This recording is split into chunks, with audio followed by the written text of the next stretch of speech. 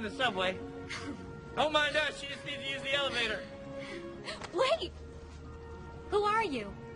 You know who I am. I do? Your friendly neighborhood John C.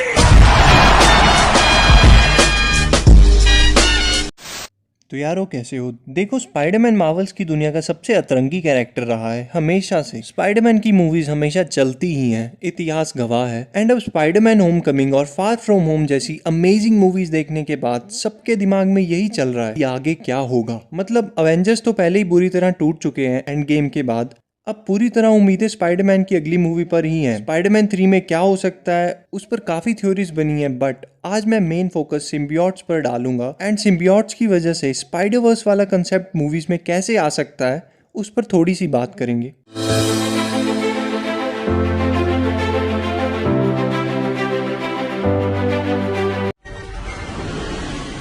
बहुत गर्मी है तुझ में। It was at this moment that he knew. He fucked up. चल बोजड़ी के।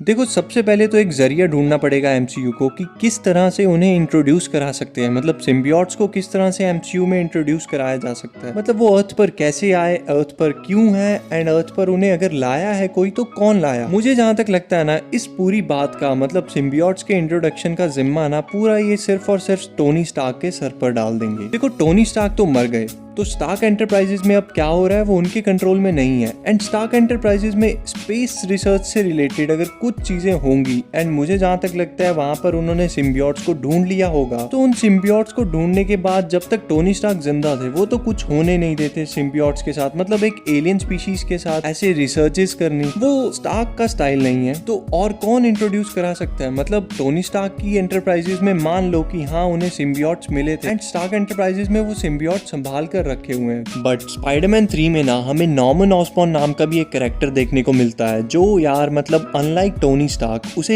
Alien species की researches में काफी इंटरेस्ट है एंड नई टेक्नोलॉजीज तो उसे स्टार्क एंटरप्राइजेस को खरीदने के बाद मिल ही जाएंगी। मुझे जहां तक लगता है कि अब टोनी स्टार्क की जो कंपनी थी ना, शायद से नॉर्मन ऑसबॉर्न उसमें से कुछ हिस्सा शायद खरीदेगा नहीं तो उसे कहीं गलती से पता लग गया कि हाँ स्टार्क एंटरप्राइजेस की लैब में सिम्बियोट्स पड़े हुए हैं, तो वो बिल्कुल भी नहीं हिचकिचाएगा उन सिम्बियोट्स को चुराने से पहले। तो बस मुझे जहां तक लगता है ना कि सिम्बियोट्स का जो इंट्रोडक्शन होगा ना वो कुछ इसी वे में हो सकता है मूवी में। नॉर्मन ऑसबॉर्न उसके बाद जो सिम्बियोट्स पे रिसर्चेस करेंगे एंड जो कुछ भी हमें मूवी में दिखाया जाएगा ना उससे हमें इतना तो समझ आ जाएगा कि ये सिम्बियोट्स कोई नॉर्मल सिम्बियोट्स नहीं है, मतलब वेनम का इंट्रोडक्शन समझ लो। एंड नॉर्मन ऑसबॉर्न जब सिम्बियोट पर रिसर्च कर रहे होंगे ना तो उन्हें एक्सपेरिमेंट के लिए किसी इंसान की जरूरत होगी, मतलब जिस पर वो एक्सपेरिमेंट कर सके और सिम्बियोट और उस इंसान को कंबाइन कर सके। एंड मुझे जहां तक लगता है ना कि होमकमिंग के जो पोस्ट क्रेडिट सीन में हमें दिखाया था ना डोनाल्ड गॉर्गन से बेटर यार कोई और मुझे लगता ही नहीं है जिसके ऊपर ये एक्सपेरिमेंट किया जा सके, क्योंकि उसे होमकमिंग के पोस्ट क्रेडिट सीन्स में दिखाया था और यार स्पाइडरमैन होमकमिंग के बाद जो सेकंड पार्ट आया ना फार फ्रॉम होम उसमें उसका कोई रोल ही नहीं था।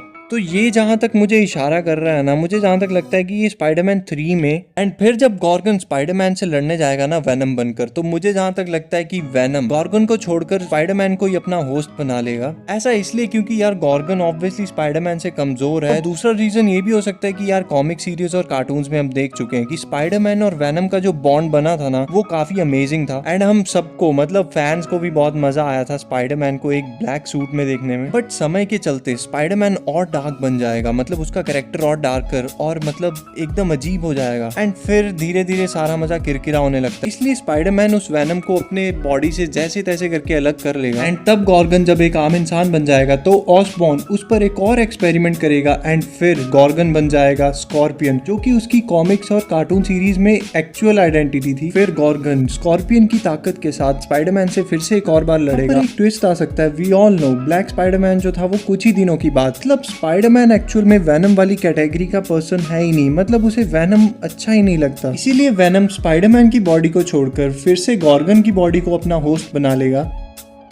Scorpion, dangerous. Scorpion with symbiote goo? Crazy dangerous.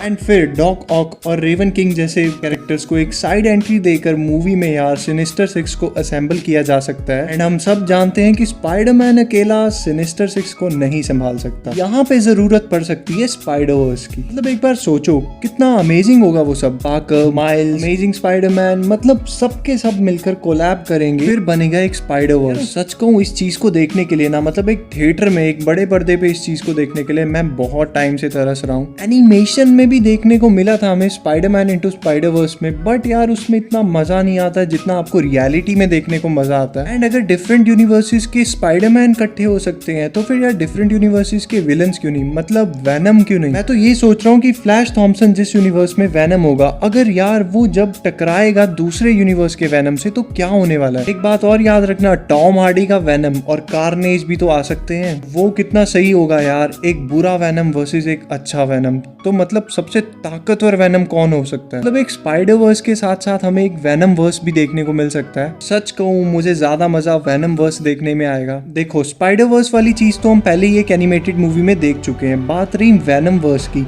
वो भी प्रैक्टिकली हो ही सकता है। बाकी तो मार्वल्स पे है कि उन्हें स्टोरी कितनी इंटरेस्टिंग बनानी है। मैं बस इतना कह रहा हूँ कि यार मार्वल्स अगर ये चीज स्पाइडरवर्स वाली चीज थोड़ी प्रैक्टिकली लेना और स्पाइडरमैन 3 में हमें ये चीज देखने को मिले तो काफी ज्यादा मुनाफा कमाने वाले हैं वो। दोस्तों आज की वीडियो में बस इतना ही। एंड अगर आप मेरे चैनल पर नए हैं तो सब्सक्राइब कर दो यार। एंड वीडियो अच्छी लगी तो लाइक जरूर करना। Thanks for watching.